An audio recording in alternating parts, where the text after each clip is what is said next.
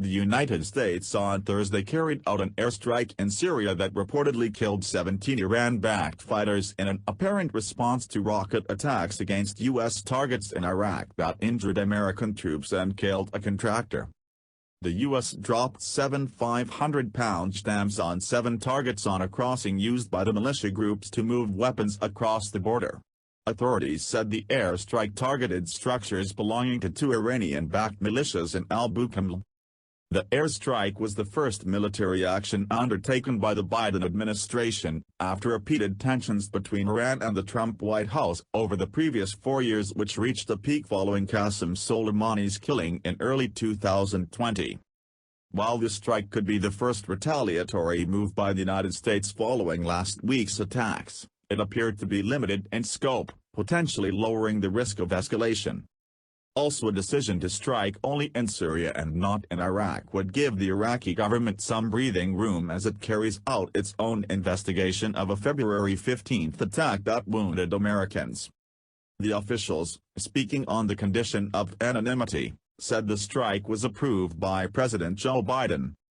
In announcing the strikes, John Kirby, the Pentagon's chief spokesman, said, "This proportionate military response was conducted together with diplomatic measures, including consultation with coalition partners. The operation sends an unambiguous message: President Biden will act to protect American and coalition personnel. At the same time, we have acted in a deliberate manner that aims to de-escalate the overall situation in eastern Syria and Iraq." Pentagon officials said they offered up several larger groups of the targets, but Biden approved the smallest option. Retaliatory U.S. military strikes have occurred a number of the times in the past few years.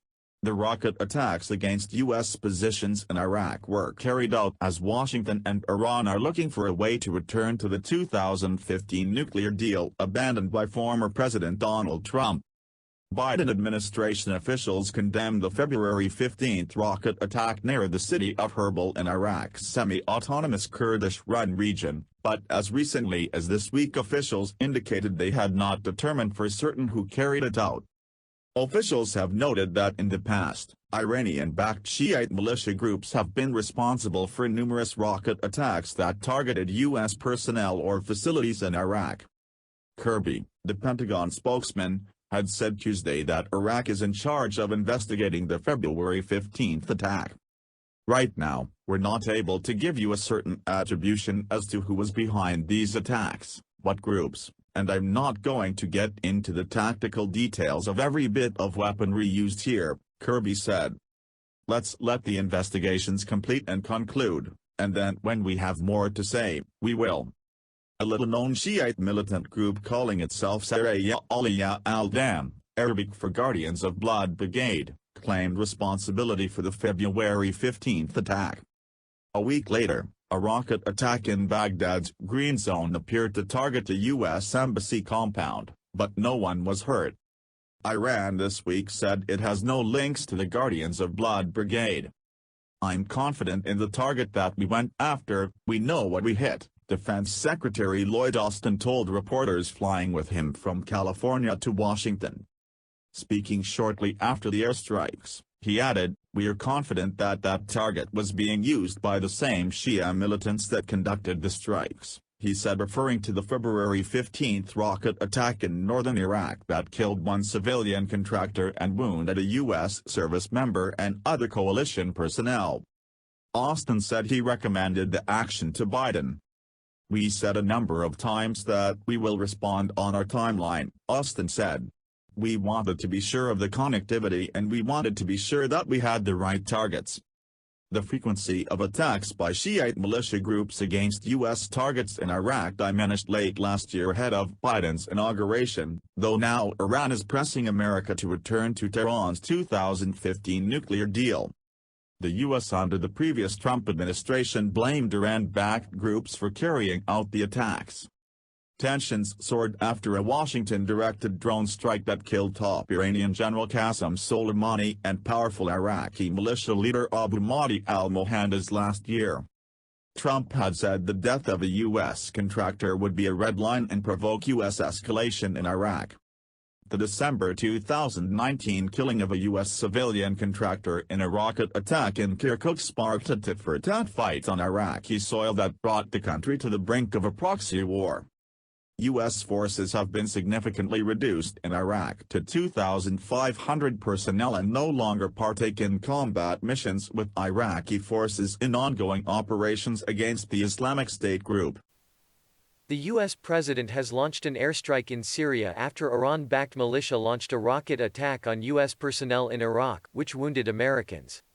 U.S. President Joe Biden has ordered an airstrike against Iran-backed militia following rocket attacks against U.S. forces in Iraq. Pentagon confirmed the airstrike on Iranian-backed militia in eastern Syria in response to recent attacks against U.S. personnel. While the strike could be the first retaliatory moves by the United States following last week's attacks, the move appeared to be limited in scope, potentially lowering the risk of escalation. Also, a decision to strike only in Syria and not in Iraq would give the Iraqi government some breathing room as it carries out its own investigation of a February 15 attack that wounded Americans. This proportionate military response was conducted together with diplomatic measures, including consultation with coalition partners, the Pentagon's chief spokesman John Kirby said in announcing the strikes. The operation sends an unambiguous message: President Biden will act to protect American and coalition personnel. At the same time, we have acted in a deliberate manner that aims to de-escalate the overall situation in eastern Syria and Iraq, he added. It was not immediately clear what damage was caused and if there were any casualties from the U.S. strike. Retaliatory U.S. military strikes have occurred a number of times in the past few years. The rocket attacks on U.S. positions in Iraq were carried out as Washington and Tehran are looking for a way to return to the 2015 nuclear deal abandoned by former U.S. President Donald Trump. In the February 15 attack, rockets hit the U.S. military base housed at Erbil International Airport in the Kurdish-run region, killing one non-American contractor and injuring a number of American contractors and a U.S. service member. Another salvo struck a base hosting U.S. forces north of Baghdad days later, hurting at least one contractor. Rockets hit Baghdad's Green Zone on Monday, which houses the U.S. Embassy and other diplomatic missions. Earlier this week, the Kataib Hezbollah group, one of the main Iran-aligned Iraqi militia group, denied any role in recent rocket attacks against U.S. targets in Iraq. Some Western and Iraqi officials say the attacks, often claimed by little-known groups, are being carried out by militants with links to Kataib Hezbollah as a way for Iranian allies to harass U.S. forces without being held accountable. Since late 2019, the United States carried out high-profile strikes against the Kataib Hezbollah militia group in Iraq and Syria in response to sometimes deadly rocket attacks against U.S.-led forces. Under the Trump administration, the escalator back and forth stoked tensions, culminating in the U.S. killing of Iranian military leader Qasem Soleimani and a retaliatory Iranian ballistic missile attack against U.S. forces in Iraq last year.